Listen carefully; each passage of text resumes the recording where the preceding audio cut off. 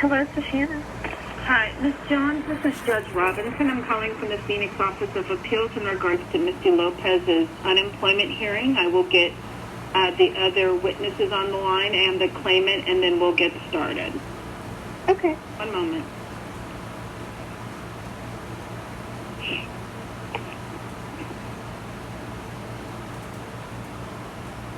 Hello, this is Via. Hi, this is Judge Robinson. I'm calling from the Phoenix Office of Appeals in regards to Ms. Right? I do. Hello? Can you not hear me? I couldn't hear the last thing you said. Okay. Your introduction. Okay, I'm Judge Robinson. Are you Ms. Shea? Yes. Okay. And do you have your witnesses with you there? Yes. I do have Ms. Johns on the line. I'm going to get the claimant on the line, and then we'll get started. Okay.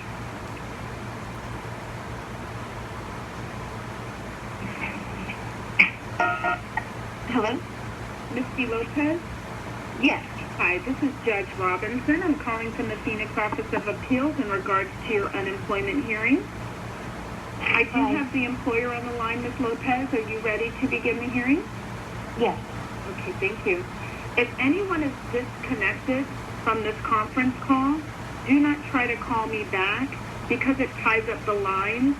I will reconnect with you, and with that, we're going to get underway here. Thank you. Thank you. This tribunal hearing is now open.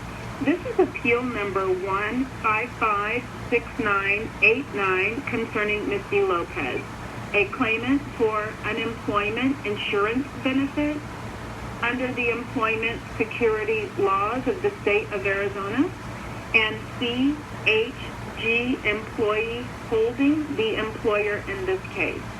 This hearing is being held in Phoenix, Arizona by telephone on May 12, 2017. We are here today because of a determination of deputy that was dated April 4, 2017, disqualified the claimant from benefits, and she is appealing that determination.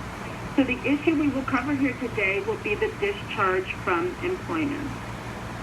Present at the hearing today, we do have employer witnesses, Shannon Johns, Adelia Shea, Horace Jordan, Jose Sanchez. Ms. Johns, are there any other employer witnesses? No. Also present is the claimant, Misty Lopez. Ms. Lopez, do you have representation, or will you represent yourself? Just me, representing myself. And do you have any witnesses that will be speaking on your behalf today besides yourself? No. Thank you. My name is Judge Robinson. I am the administrative law judge assigned to conduct this hearing and to render a decision in this case. The law requires this hearing to be on the record. We are recording these proceedings, so there are some rules. I need you all to speak loudly enough so we can hear your voice, and only one person can speak at a time. Shortly, I'll begin to take testimony. Because the issue is listed as a discharge, it places the burden on the employer to prove misconduct. So I will begin taking testimony from the employer side first. I will swear in the employer witnesses and ask questions, then allow Ms. Lopez to question their testimony. Then I'll take the claimant's testimony. I will swear in Ms. Lopez and ask questions, then allow Ms. Johns to question her testimony. That's how we'll proceed for the hearing. Ms. Johns, you're the first one listed for the employer. Will you be acting as the representative, taking on that role? Yes, I will. Okay, thank you. So that's how we'll proceed for the hearing. Hopefully both parties received the notice of hearing packet in the mail today for the hearing today. I'm going to go over the documents attached to the notice.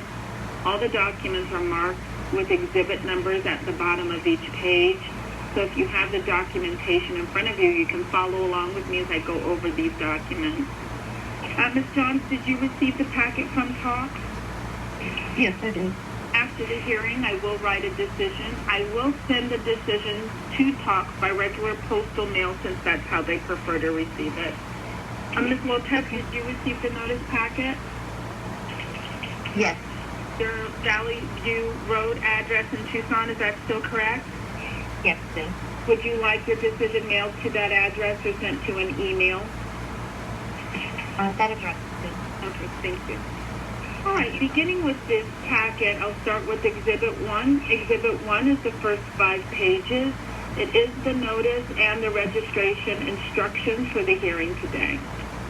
Exhibit 2.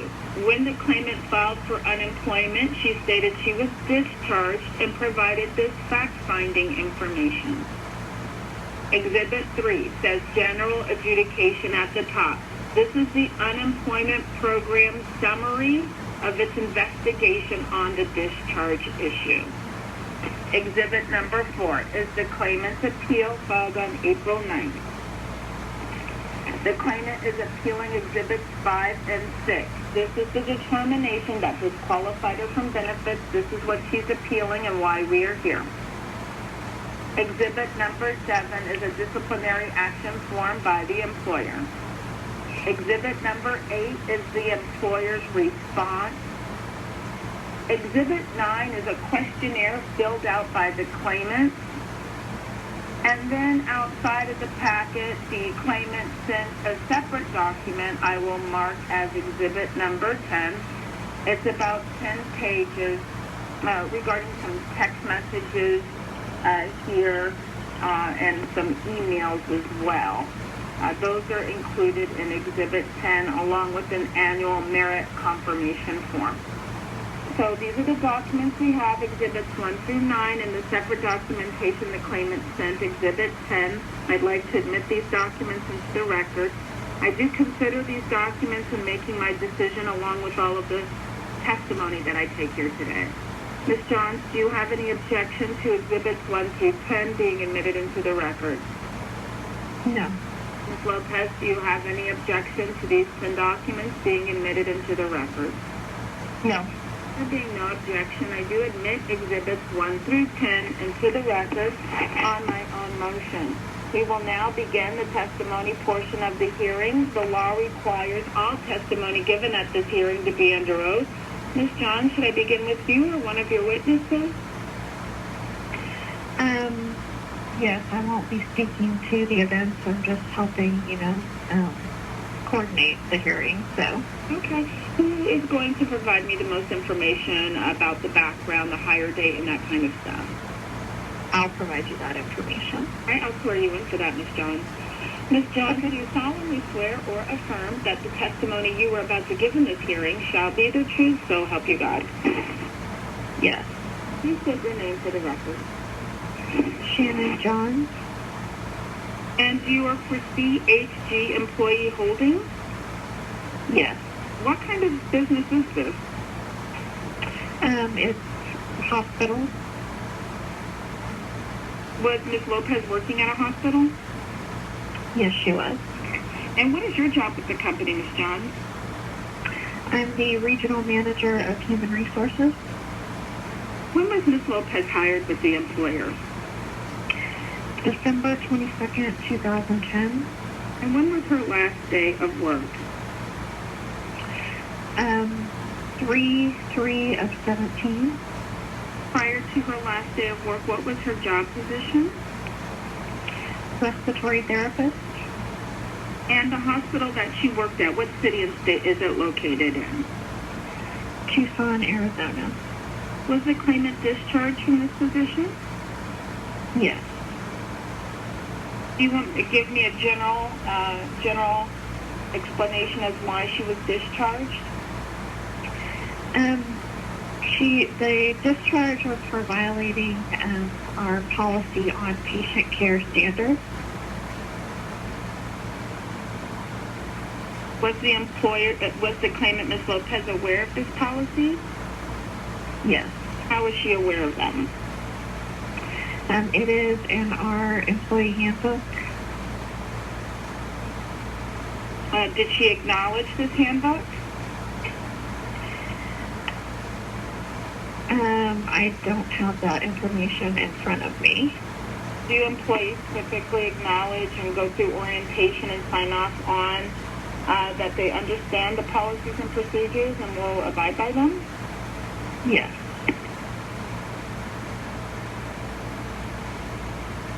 Do you want to tell me, Ms. Johns, what standards of care policy or procedure she violated? I think that her supervisor, Oris Jordan, would be better able to speak to the specific event that occurred. If other respiratory therapists violated this standard, would they have been discharged as well? Yes. Ms. Johns, to your knowledge, had Ms. Lopez had prior corrective actions regarding her work performance before the termination? Yes. When was her last warning issued to her regarding performance?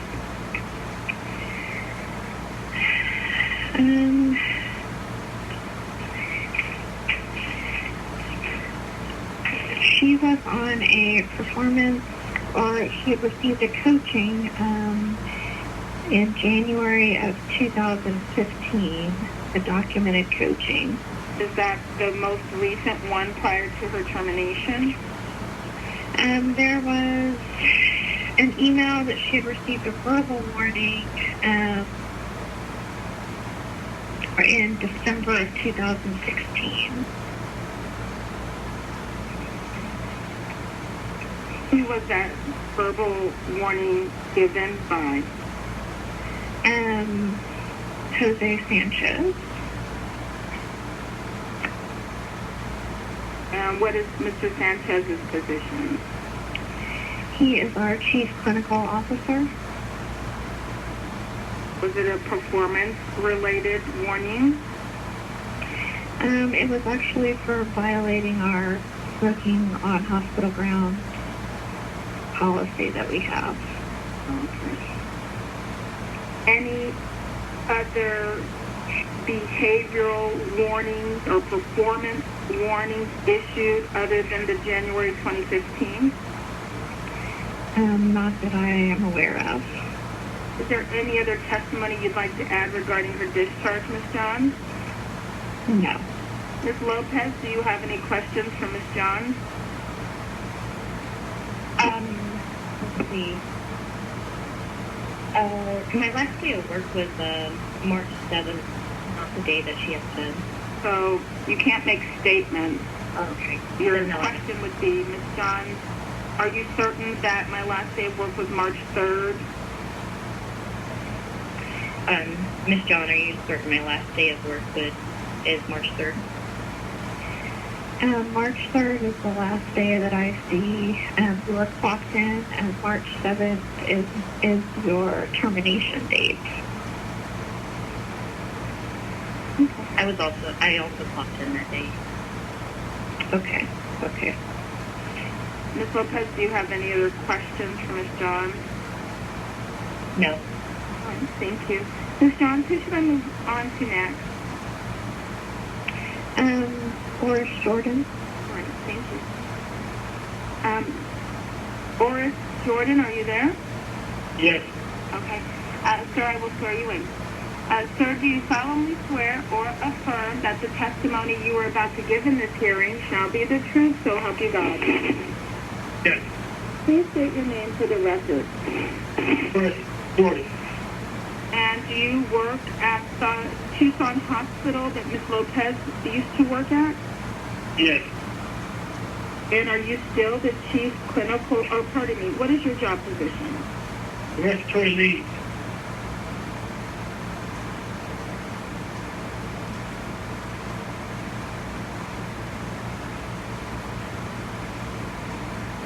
Are you aware of the last incident that led to Ms. Lopez's termination? Yes. Can you tell me what date it took place and what happened?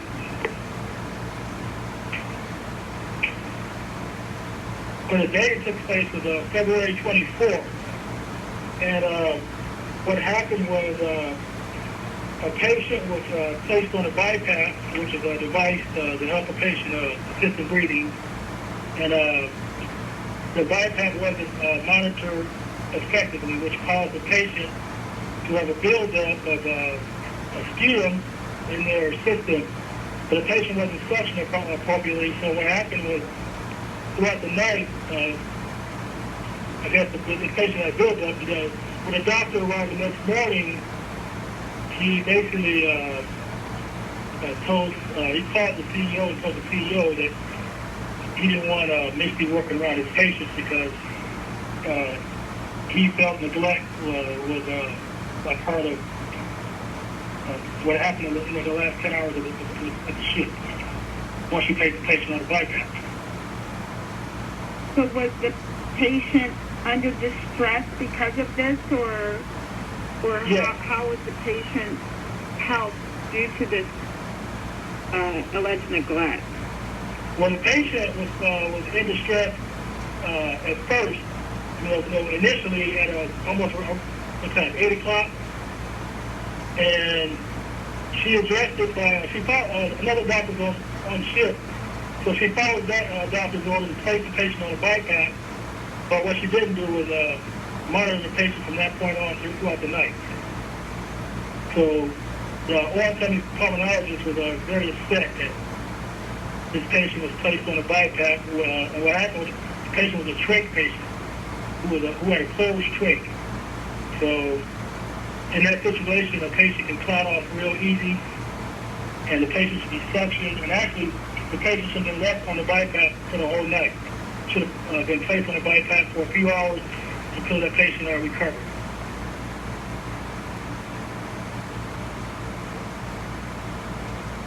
So did Ms. Lopez take the bypass off too early or not leave it on long enough? No, the patient was left on the bypass too long. Oh, too long. Yeah, the patient should have been placed on the bypass, observed for a few hours, and taken off because a trach patient needs humidity. So without that humidity, what happens is the upper oral airway dries out, which will lead to death. So when the doctor came in the morning to check on the patient, was the bypass still on? Yes. Do you know approximately how long it was on the patient? That'd be approximately like 11 hours, 10, 11 hours.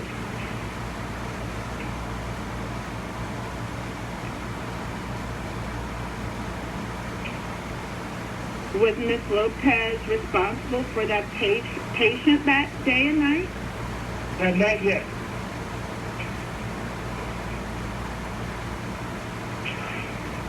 Did you get to see this patient as well? Actually, I was out of town, and I heard about the whole situation when I got back on Tuesday morning. So I didn't arrive back to the...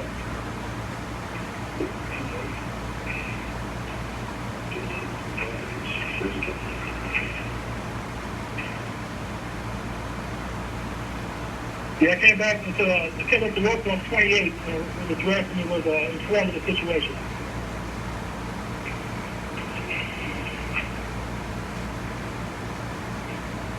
Is this grounds for immediate termination? Yes.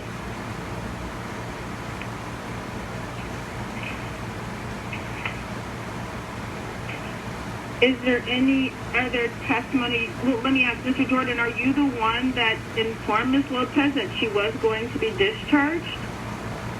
No, I talked to the CEO first and to find out his opinion and find out what was going on, and then from there, after he recommended termination, we basically wrote the situation up. We talked to the physician, who basically stated he didn't want her to work around any of his patients, and he basically every patient here is one of his patients. So I explained to the CEO if she can't work around any of his patients. She can't really work here in the respiratory therapy. He felt that strongly about the situation. Yes, it was also a whole lot of small things in the past, which, those small things we documented where the whole physician group, verbally complained to me over the last couple of years about these little small things that she wouldn't do. Being called at 2 or 3 o'clock in the morning for things that she should have figured out herself while she's on shift. So, so initially she was placed on day shift to be trained for a period of about 8 months, and then we basically put her on night shift, and with various therapists. But do you have any type of written warning regarding her work performance other than the one Ms. John spoke of back in 2015 of January? Yes, I have a packet that had little things that were documented when she was talked to about critical thinking skills. If I can have posted on physician interaction. When was that? That's for the 15th also. October 15 of what? January 14, 2015, about her poor interactions with physicians. Was there anything in 2017 or 2016? No, not as far as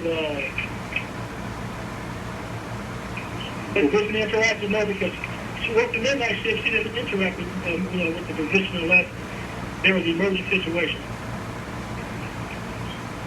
So we have an on-call doc who actually comes to our to our facility and sleeps overnight. But the midnight shift doesn't have any real interaction with physicians unless there's an emergency situation. Ms. John, do you have any questions for your witness, Mr. Jordan? No, I don't. Ms. Lopez, do you have any questions for Mr. Jordan? Yes. Okay, make sure it's a question. Go ahead. I'd like to know what time the physician saw the patient.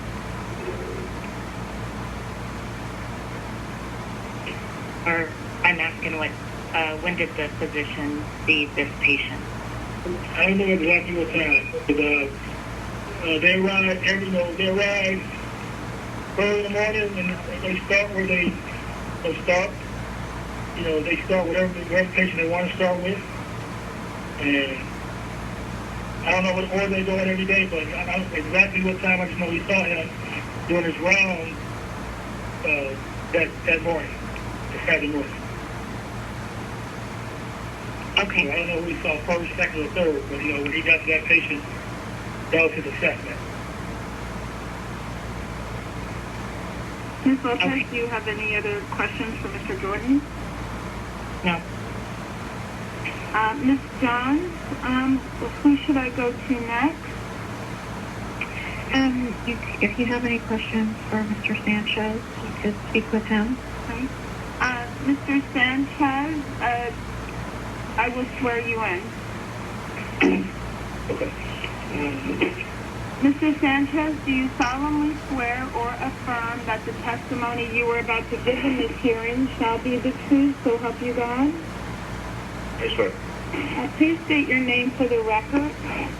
Jose Sanchez. And do you work at the Tucson Hospital? Yes, I do. What is your job position there? Nursing officer, chief nurse, technical officer.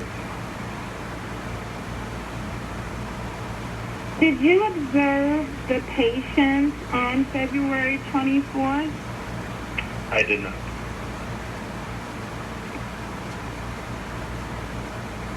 Do you have any first-hand information about this particular patient or the doctor's assessment of it that next morning? I believe this was something that occurred over the weekend. I was made aware. I wasn't the administrator on call. I was made aware of the issue Monday morning, where the physician, which is a pulmonologist, he's one of the group, the PASA group that follows our patients. He actually called the administrator on call on the weekend and the CEO to verbalize how he felt that Ms. Lopez was was not performing as and providing the care that our patients need. We do have a high acuity patient population, and with this particular one, it's a respiratory patient, which the lack of assessment and the lack of appropriate intervention could have led to an incident where the patient could have been harmed. Did you speak to Ms. Lopez about this patient? I did not speak to Ms. Lopez about the patient until we made the investigation. At that time, we started investigating of what happened over the weekend. We followed up when Mr. Jordan came in on that following Tuesday, had talked to my CEO, talked to the administrator on call who received the call from the pulmonologist, and then we made that determination. Mitzi is under supervision of Jordan, so I had him address the issue with her. Once we determined that we were going to terminate, I was involved in the process. At the termination, did the claimant have anything to say about this patient? My perception was that she disagreed with the statement the pulmonologist made. She wanted to call him directly, which I don't think at that point was appropriate. That's in terms of that particular situation, that's what she had stated. If a therapist has a question concerning a patient and it's on the weekend, who are they to go to?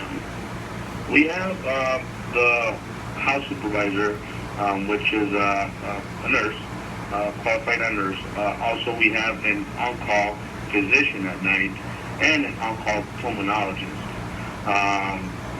So she could very well have asked those questions in terms of providing care for a patient. I think the issue in this particular case is that the proper procedure, the critical thinking, was not there, and that could have led to a very bad event. Ms. Johns, do you have any questions for Mr. No, I don't. Ms. Lopez, do you have any questions for Mr. Sanchez? No, I don't. Ms. Johns, can I move on?